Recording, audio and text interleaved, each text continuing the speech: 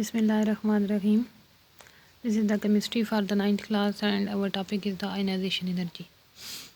So first सबसे पहले हम इसको डिफ़ाइन करेंगे कि ionization energy क्या होता है. It is the amount of energy required to remove the mostly loose bounded electron from the valence shell of an isolated gaseous atom.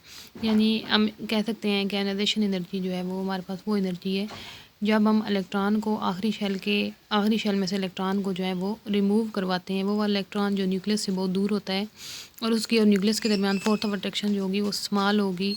तो उस एनर्जी को निकालने के लिए हम जो उस इलेक्ट्रॉन को निकालने के लिए हम जो एनर्जी लगाते हैं उसको आप क्या कहते हैं, आयनाइजेशन एनर्जी. एग्जाम्पल गिवन है. For example the first ionisation energy of sodium is +496 kilo joule per mole. Sodium in the neutral form, and when it releases the electron, it removes the electron, then it gives the sodium ion Na positive plus electron and delta H.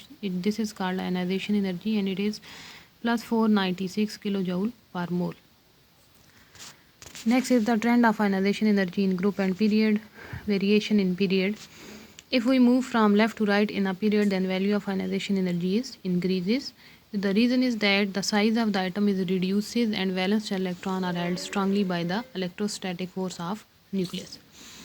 अगर हम left से right की तरफ जो है वो period में move करते हैं तो आयनाइजेशन एनर्जी की वैल्यू इंक्रीज़ करती है. रीज़न क्या है इसकी कि जब आप लेफ़्ट से राइट की तरफ मूव करते हैं तो एटॉमिक साइज़ जो होता है वो डिक्रीज़ होता है यानी रिड्यूस होता है and valence electron are held strongly. और जो आखिरी शेल के इलेक्ट्रॉन होंगे उन जब साइज़ कम होगा तो न्यूक्लियस से करीब हो जाएंगे. जब न्यूक्लियस से करीब हो जाएंगे तो force of attraction between valence electron and the nucleus जो है वो इंक्रीज़ हो जाएगी, स्ट्रांग हो जाएगी.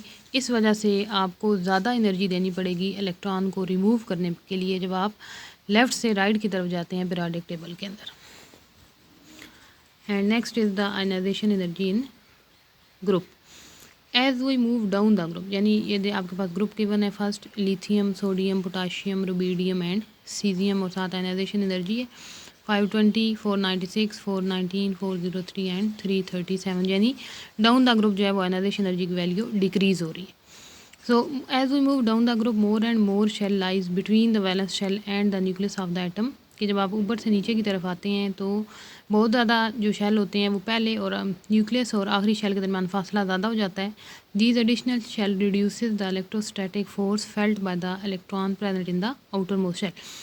तो जितने ज़्यादा शेल होंगे between the nucleus and outermost shell उतनी जो है वो फोर्स ऑफ अट्रैक्शन जो होगी आखिरी शेल